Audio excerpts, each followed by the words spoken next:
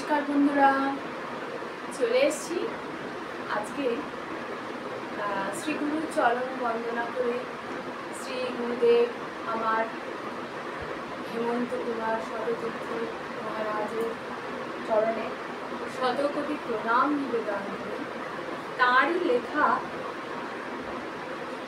144টি গ্রন্থের মধ্যে একটি ভক্তি ভাগীরথীর ধারা। আপনাদেরকে আমি বইটা একবার দেখাই।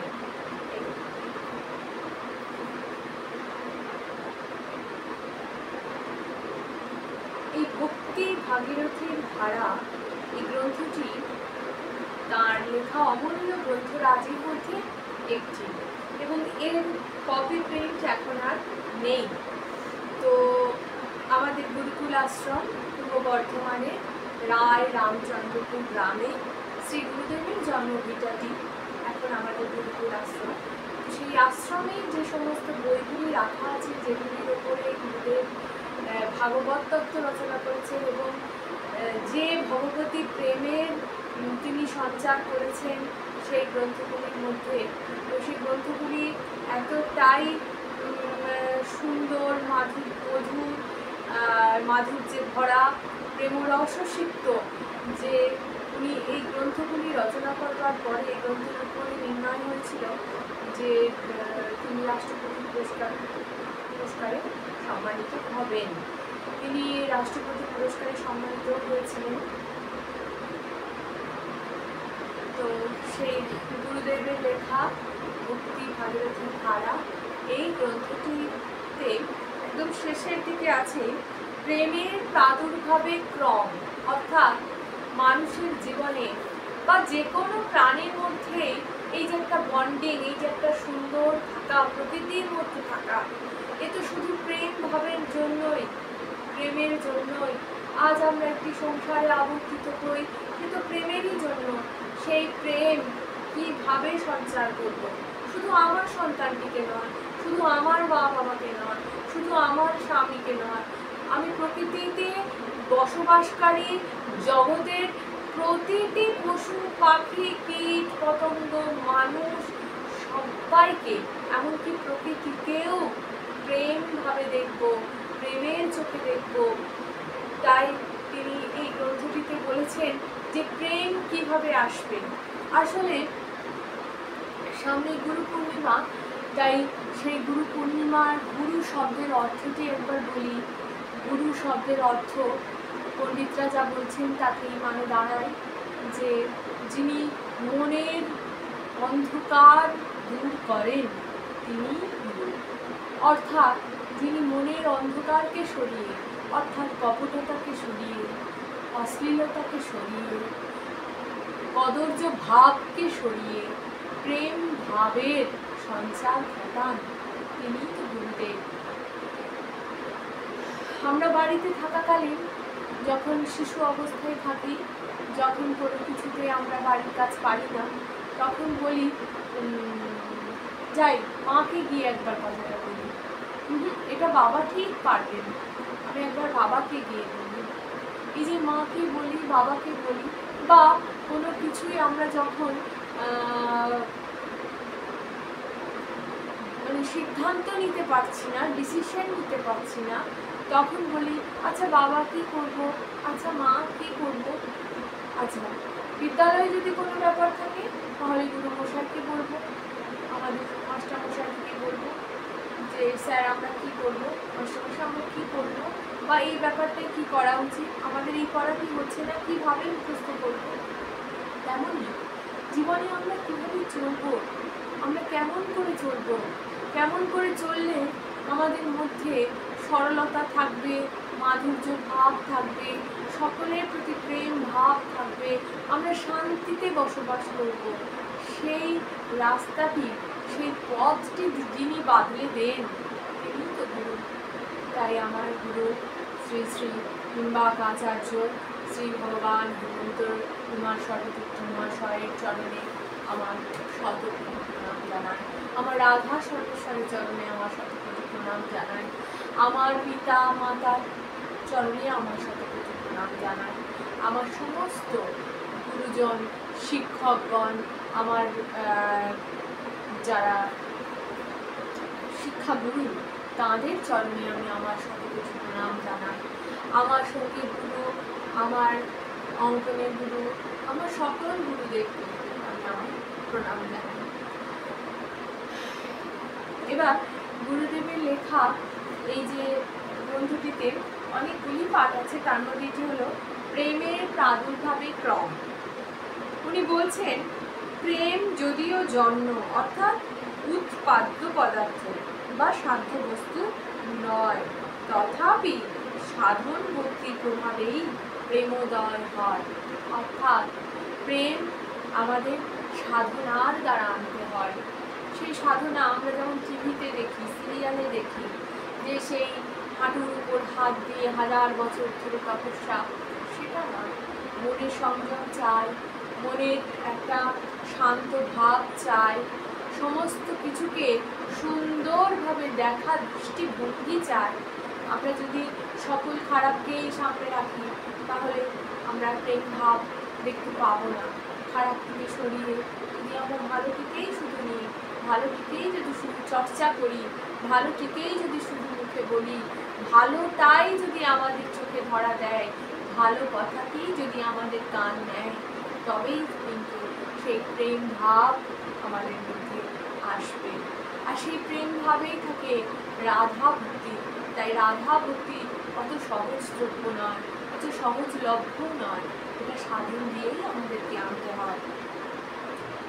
প্রেমোদয়ের ক্রম সম্বন্ধে ভক্তি রসামৃত সিন্ধু বলেন, আদৌ শ্রদ্ধা তত সাধু সঙ্গহতা ভজন ক্রিয়া, তত হনর্থ নিবৃত্তি স্যাৎ, তত নিষ্ঠা রুচিস্তত অথাশক্তিস্তভ ভাবস্তত প্রেমাদ্ভুতঞ্চতি সাধকানাময়ং প্রেয় প্রাদুর্ভাবে ভবে ক্রম।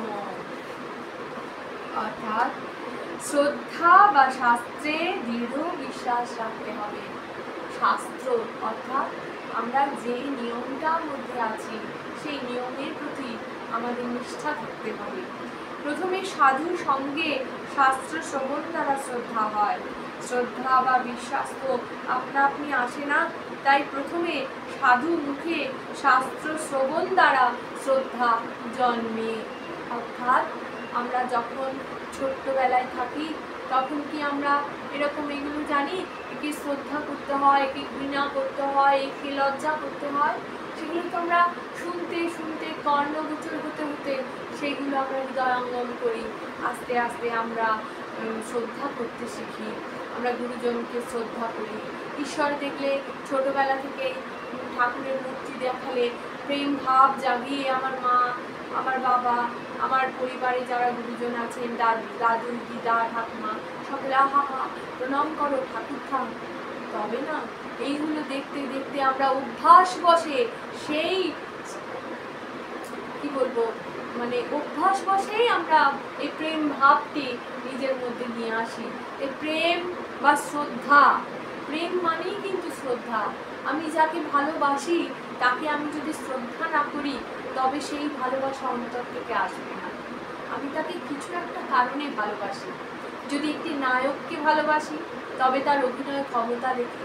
যদি গায়ককে ভালোবাসি, তবে তার গান শুনে মুগ্ধ হই বলে তার আমার কানে তার গীত, সেই গানটি অত্যন্ত শ্রুতিমধুর লাগে বলেই আমি তাকে ভালোবাসি। তার গলা কণ্ঠস্বরটি আমার খুব মধুর লাগে, তাই আমি তাকে ভালোবাসি, তাই আমি তাকে শ্রদ্ধা করি। তাই প্রেম ভাব না থাকলে শ্রদ্ধা আসে না। আর এই শ্রদ্ধাটি একদিনে জন্মায়ও না, সাধু সঙ্গ করতে হয়, অর্থাৎ ভালো ব্যক্তি সঙ্গ করতে হয়, মানে আমাদের গুরু সঙ্গ।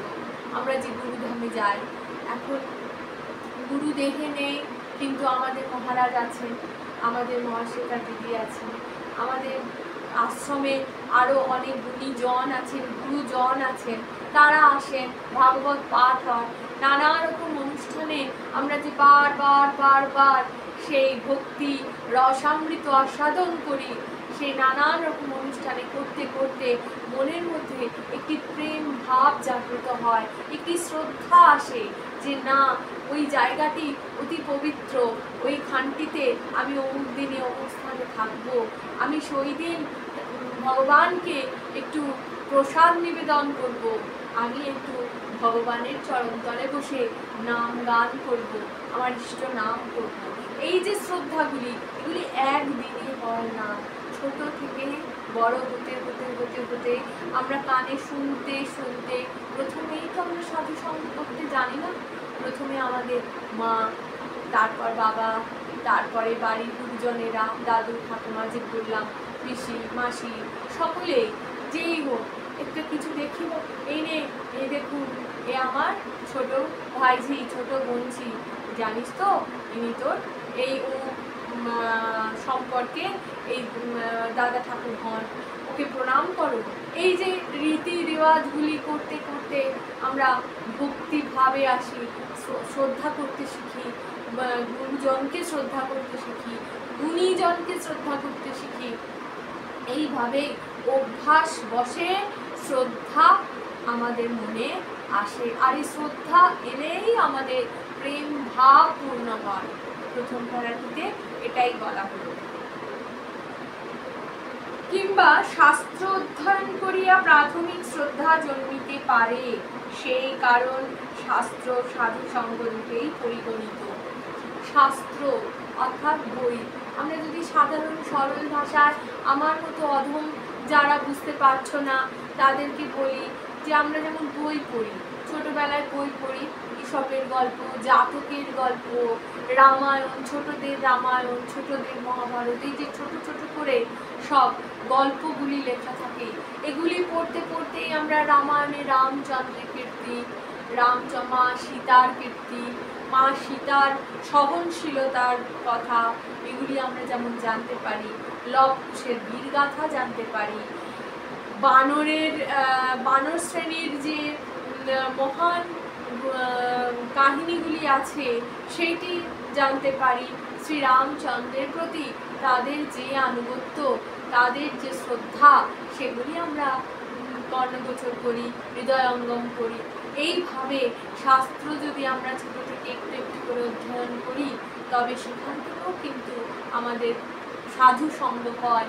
সাধু সঙ্গ মানেই হলো ভালো সঙ্গ, সেটা বইপাঠ, সেটা ব্যক্তি সাহচর্য, সেটা প্রকৃতির মাঝে নিবিড় করে নিজের একটুখানি ধ্যান যোগ, যাই হোক না কেন, সাধু সঙ্গ মানে সবটাই ভালো সঙ্গ।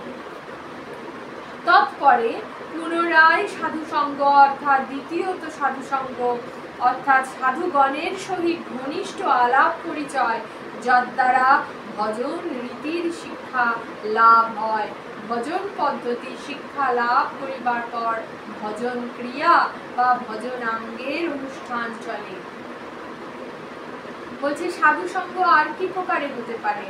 ভজন রীতির মাধ্যমে, যেখানে নাম গান হচ্ছে সেখানে একটু বসা, এই নাম গান শুনতে শুনতে শুনতে শুনতে একদিন নিজেরাই দেখবেন গুনগুন করে মুখে সেই আমাদের রাধেশ্যাম নাম, আমাদের হরির নাম মুখে উচ্চারণ হচ্ছে, অর্থাৎ সেই গানটির প্রতি, সেই নাম সংকীর্তনটির প্রতি আমাদের শ্রদ্ধা এসেছে, প্রেম এসেছে, তাই সেটি এবার আমাদের মুখ দিয়ে নির্গত হচ্ছে, অর্থাৎ সেটি হৃদয়ঙ্গম হয়েছে, তাই ভক্তিভাবও এসেছে।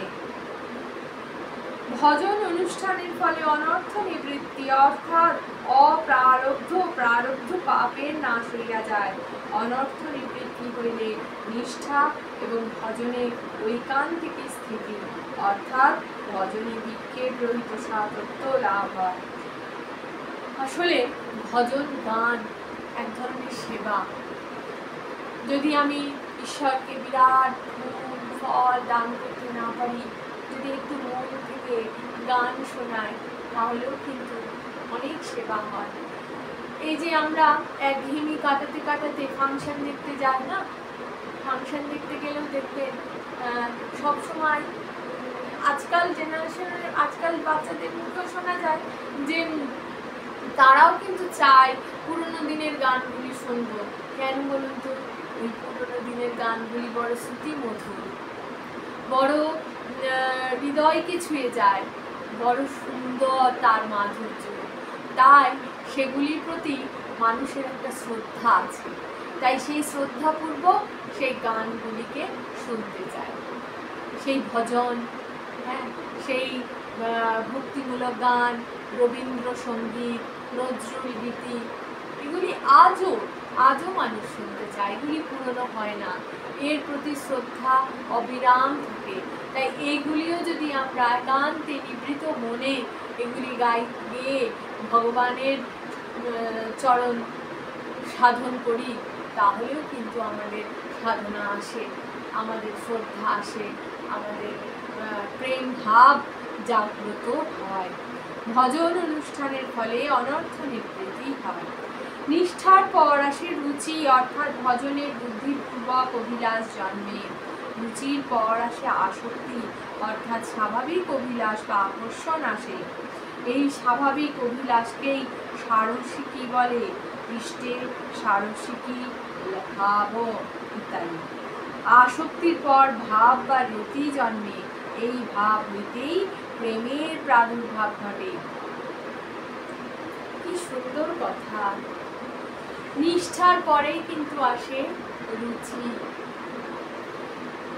যে নিষ্ঠার সাথে থাকবো, সাত্বিকভাবে থাকবো, থাকতে থাকতে আসে একটা রুচি, যে না, আমি কোনো হিংসায় যাব না, আমি কোনো কলহ বিবাদে যাব না।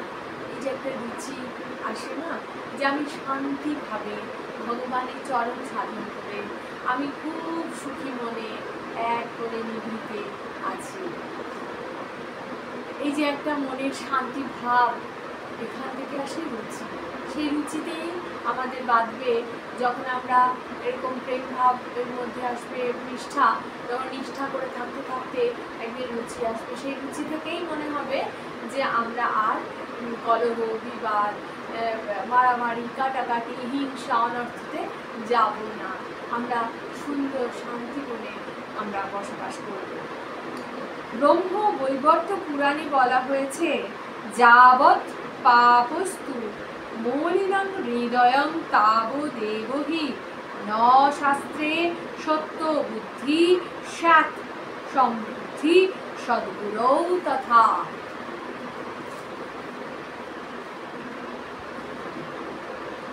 অনেক জন্ম জনিত পুণ্য রাশি ফলং মহতা সৎসঙ্গ শাস্ত্র শোভনাদেব প্রেমাদি জায়তে। অর্থাৎ যতদিন পর্যন্ত হৃদয় পাপ রাশিতে মলিন থাকে, ততদিন পর্যন্ত ভক্তি শাস্ত্রে সত্য বুদ্ধি এবং সদ্গুরুতে সদ্বুদ্ধি হয় না।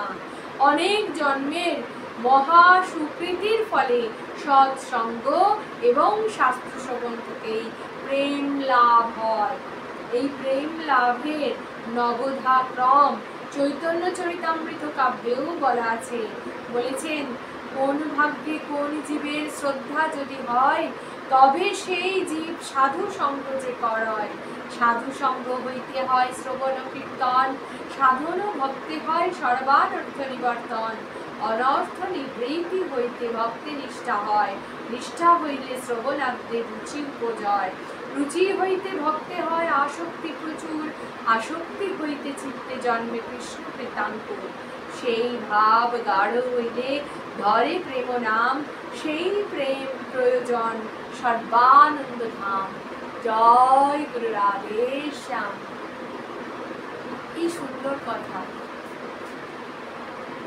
কত সুন্দর করে আমাদের গুরুদেব আমাদেরকে বুঝিয়ে দিয়েছেন যে হৃদয় যদি আমাদের পাপ রাশিতে পরিপূর্ণ থাকে, যদি হিংসা, যদি কলহ, যদি একটা ঈর্ষা, এগুলো যদি থাকে, ক্রোধ, হ্যাঁ, এগুলো যদি থাকে না, তাহলে আমরা সদ্গুরু সামনে থাকলেও পাবো না।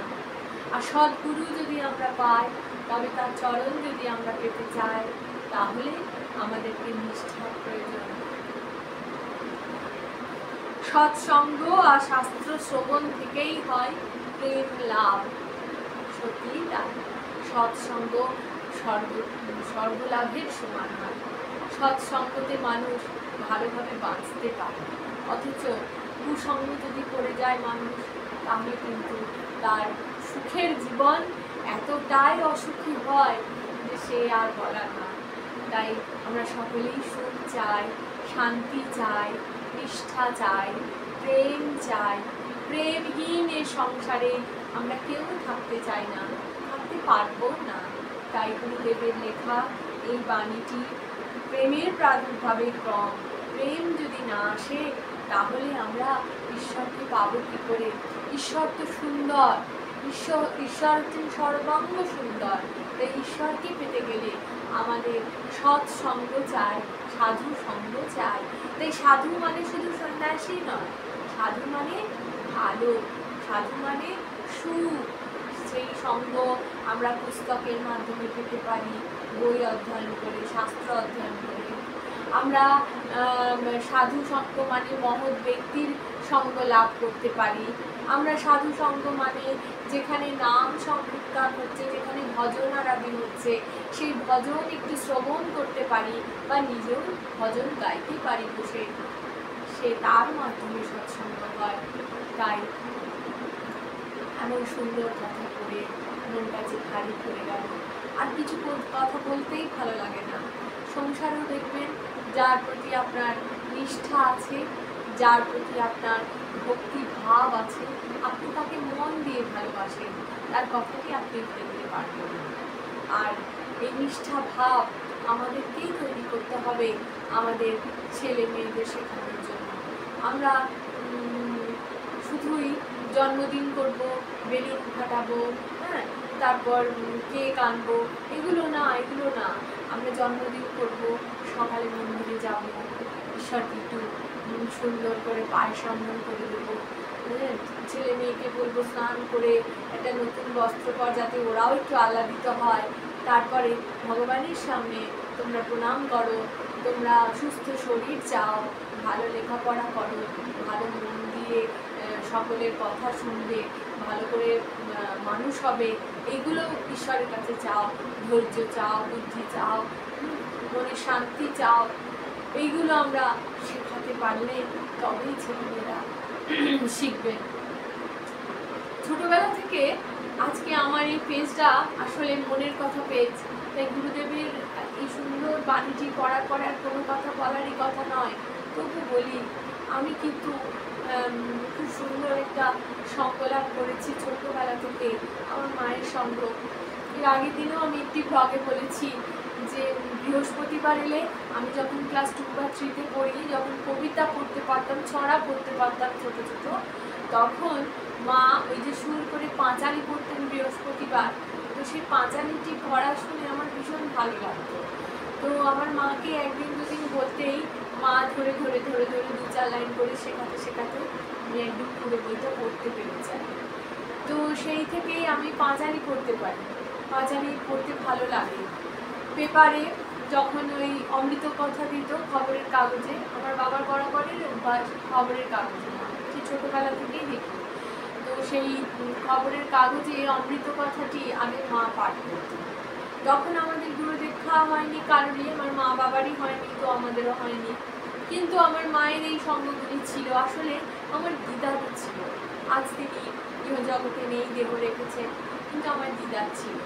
আমরা ছোটোবেলা যখন মামা বাড়ি যেতাম গরমের ছুটিতে, পুজোর ছুটিতে একটু বেশি থাকতাম, কারণ আমার মা সবার ছোট মেয়ে, তারপরে আমিও আমার মায়ের বড় সন্তান।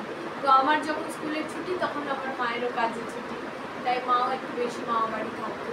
তখন আমার দিদা নিয়ম করে প্রতিদিন এত কাজের মাঝে, এত বড় সংসার, গ্রামের বাড়ি সব করেও দুপুরবেলা খাওয়া দাওয়ার পরে একটুও রেস্ট না নিয়ে জামা কাপড় ছেড়ে সেই মহাভারত বইটি পড়বেন বলে সব মাদুর টাদুর বিছিয়ে, হ্যাঁ, একটি আসন পেড়ে নিজের আসনটি তৈরি করতেন, নিয়ে নিজের ইষ্ট দেবতাকে জপ করে ওই মহাভারতের বইটি খুলতেন। আমি দেখেছি, তখন আমার এত জ্ঞান হয়নি যে বুঝবো যে ওইটা দিদা ইষ্ট দেবতাকে জপ করলেন।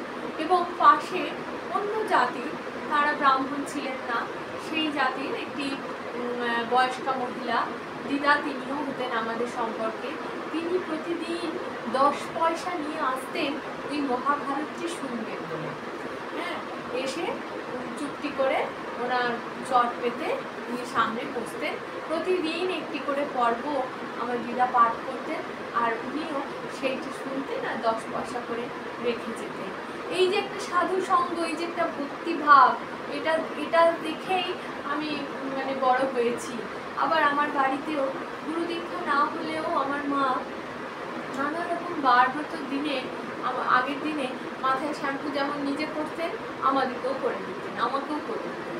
ভালো জামাটি বের করে দিতেন, পরিষ্কার পরিচ্ছন্ন করে মায়ের সাথে মন্দিরেও যেতাম। তো এই যে ছোট থেকে করতে করতে করতে করতে না একটা ভক্তি ভাব আসে, একটা নিষ্ঠা আসে যে না, আজকে এমন দিন, আজকে কি মানুষের সাথে কলহমতার করা যায়, আজকে শান্তি মনে থাকো, আজকে ভগবানের ভজন আরাধনা করো। এইটাই আমার মনে হয়। আমি বাড়িতেও করি, এখনো করি, যতটা পারি করি, মনের মধ্যে করি। তো এখন তো গুরু ভগবানের সান্নিধ্য লাভ করেছি, তাই সেই গুরুদেবের দেওয়া সেই মন্ত্রখানি আমার এখন আশা ভরসা, সেটুকুন করি। তো এইটুকুন ভক্তিভাবও যদি ঘরে ঘরে জন্মায়, তাহলেও কিন্তু আমরা ভালো শিক্ষা পাবো, কুসঙ্গ ত্যাগ করতে পারবো, ভালো একটি পরিবেশ রচনা করতে পারবো, যার জন্য কি হবে, একটা সুন্দর মানে পৃথিবী না হোক, একটা সুন্দর পরিবেশ তো পাবো। একটা পরিবেশ আপনি যদি তৈরি করতে পারেন সুন্দর করে, তাহলে পাশের পরিবেশটিও আপনাকে দেখে অবলীলায় সুন্দর হবে। তাই আমরা সকলেই সেই নিষ্ঠা করে থাকবো, সেই নিষ্ঠা থেকেই আসবে শ্রদ্ধা, সেই শ্রদ্ধা ভাব ভক্তি থেকেই আসবে আমাদের প্রেম ভাব, আর এই প্রেম ভাব আনা বড় প্রয়োজন। জয় গুরু রাধে শ্যাম। আজকের ভক্তি আপনারা অবশ্যই শুনবেন। আজকে আমার গুরুর চরণে ভক্তি আমি অর্পণ করলাম, তাই আপনারা শুনবেন, আপনাদের যদি ভালো লাগে বলবেন। আজকে এ পর্যন্ত।